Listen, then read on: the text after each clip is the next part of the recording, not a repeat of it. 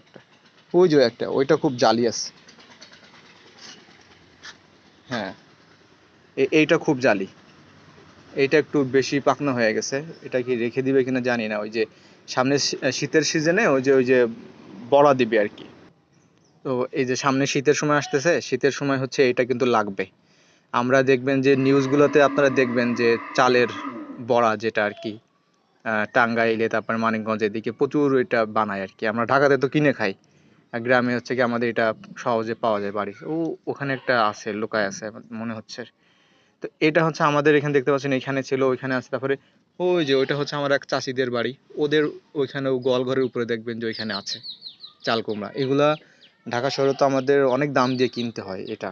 আর এটা তো আমরা ঢাকা শহরে ওইটা বানাতেও পারি না, ওটা গ্রামে থেকেই করতে হয় এটা।